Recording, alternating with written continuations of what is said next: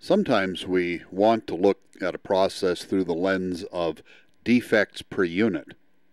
Now, a unit is just a constant-sized search area, and defects, of course, are deviations from what we want.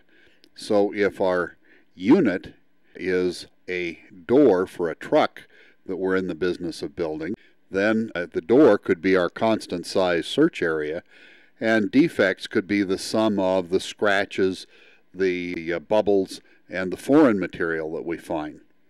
So I've got it set up so that we look at a little over 1,000 units, 1,000 doors, and we add up the number of defects that we find.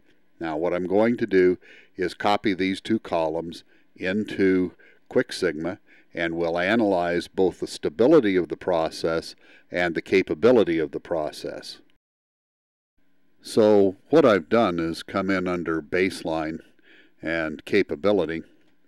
I have selected U charts. You may remember we've got P charts as well. P charts are for the proportion defective.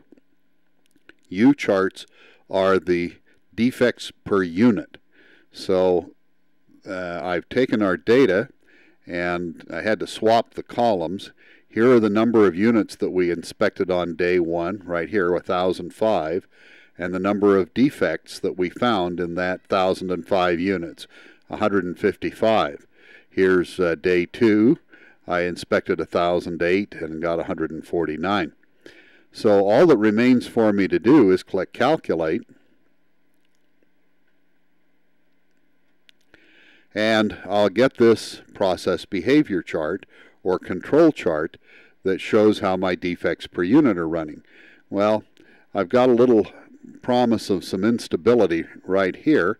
I've got a point out of limit. This one is close, so I wouldn't say that this process is overly stable and predictable.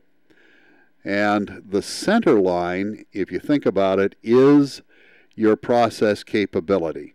So somewhere around 13%, and if I look down here, well, it's exactly 13.2% are my average number of defects per unit, and I can calculate a PPK based on that. And the answer is we're not doing very well. Now, if you want a little more complete set of outputs, you can go to the Sigma calculator, which is covered in a separate video.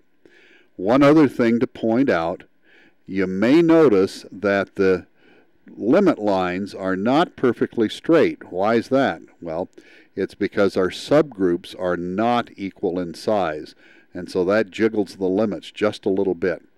If we want constant subgroups, I can click here and enter a number here and say, oh yeah, every subgroup is 1,000.